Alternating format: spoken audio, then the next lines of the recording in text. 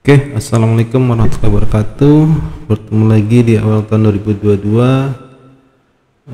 Kali ini kita akan mencoba sharing terkait dengan sistem manajemen ya. Sebelumnya kita banyak di risiko. Mungkin kali ini kita masuk ke sistem manajemen. Di sini kita akan mencoba sharing ya terkait dengan konsep PDCA, ISO ya. Biasanya disebut dengan high level annex Excel. Di sini kita coba bagaimana cara memahami konsep PDCA yang memang banyak dipakai oleh beberapa standar maupun guidelines di ISO. Oke, mungkin rekan-rekan teman-teman sudah paham sekali ada beberapa standar yang sudah dikeluarkan oleh ISO. Ada 9001 2015 terkait dengan quality management system.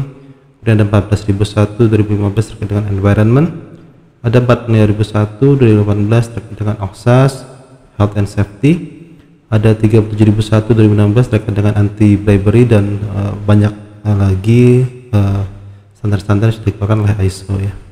Jadi memang kita terapkan ISO tentu kita punya target yang harus kita capai. Misalkan ketika kita menerapkan ISO 9001, kita harapkan memang pertama kita harapkan seluruh proses-proses maupun produk itu yang kita hasilkan terjadi konsistensi. Kemudian kita harapkan juga peningkatan kepuasan pelanggan maupun customer kita, juga ada continuous improvement yang terjadi di perusahaan kita. Ketika kita menerapkan 14001, kita harapkan memang perusahaan kita setelah menerapkan itu seluruh potensi-potensi terkait dengan pencemaran lingkungan atau kerusakan lingkungan itu bisa diminimalisir, bahkan tidak terjadi.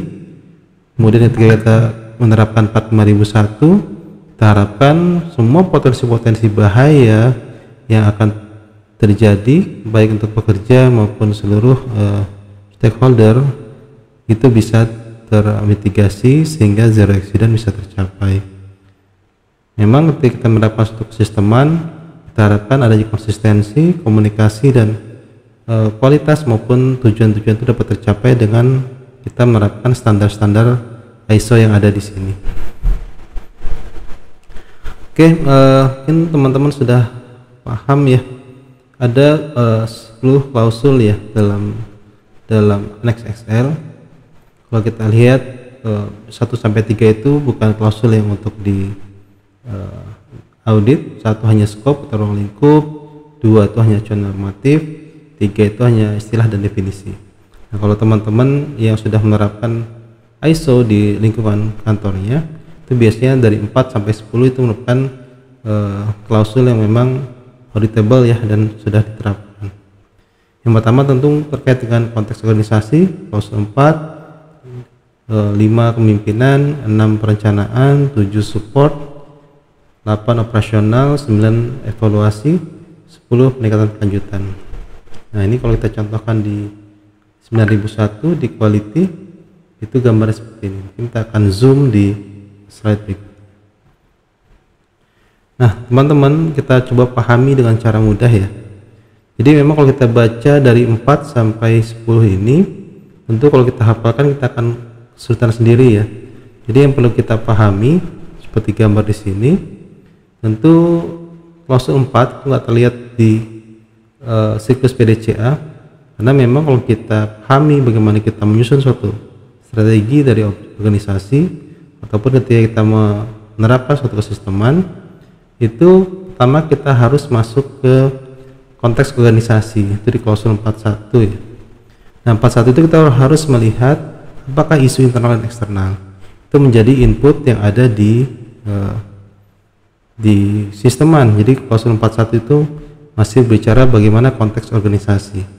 42 kita melihat apakah need and wants atau kebutuhan apa dari stakeholder kita, baik stakeholder internal maupun eksternal. Di situ juga kita harus mengidentifikasi peraturan-peraturan perundangan dan lain-lain yang terkait dengan sisteman kita atau perusahaan kita.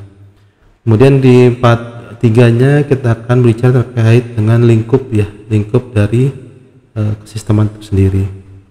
Nah, jadi klausul 4 itu kita masih bicara bagaimana kita mengidentifikasi isu internal eksternal, kemudian stakeholder need and wants, kemudian apa lingkup-lingkup dan dokumen kesisteman yang harus kita bangun di klausul 4. Nah, ketika 4, 5, dan 6 itu siklus planning. 4, 5, 6 itu siklus planning. Jadi kalau kita nanti mencoba untuk membuat sistem ataupun teman-teman yang auditor internal, ketika ada klausul-klausul terkait dengan isu di planning, itu pasti di 4, 5, 6. Kemudian kita masuk ke 5 terkait dengan komitmen dari manajemen. Jadi kalau kita lihat di alur ya, dari customer requirement itu pun masuk ke siklus PDCA, output ini diharapkan memang nanti adalah quality dan satisfaction dari customer ya. Nah, di situ dari 5 kita bagaimana kebijakan, komitmen, penyediaan sumber daya, penyediaan tanggung jawab, itu ada di 5 di leadership, kalau di kita di BOD ya, ataupun di senior leader. Kemudian 4, 5, 6 sudah terpenuhi. Kita bicarakan 6. Nah, 6 ini menarik memang. Kalau kita sudah mengidentifikasi isu internal eksternal yang ada di perusahaan, kita harus melakukan identifikasi risknya itu di 6 ya, 61. Kemudian setelah kita identifikasi risk, kita buat program-program. Mana program-program yang paling penting, kita akan buat KPI ya, atau sasaran mutu ya, itu di 62.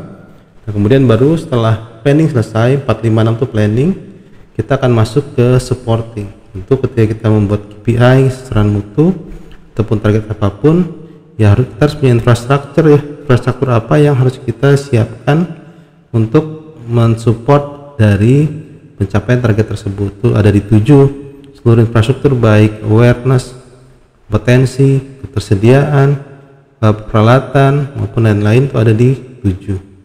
Nah, di 8 itu sudah do ya, operasional ya, pelaksanaan dari plan di 8.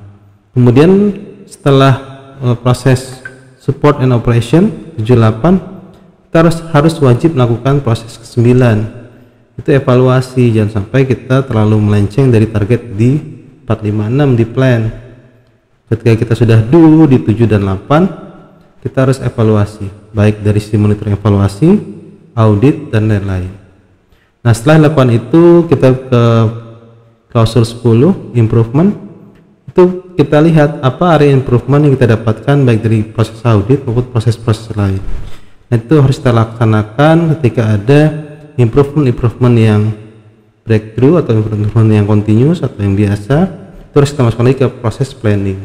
Jadi selalu berputar, sehingga memang 4, 5, 6 plan, 7, 8 support, 9 evaluasi, kita stop, kita lihat apakah yang bisa kita improve, manakah yang keluar dari peraturan, keluar dari jalur, kemudian 10 kita improve.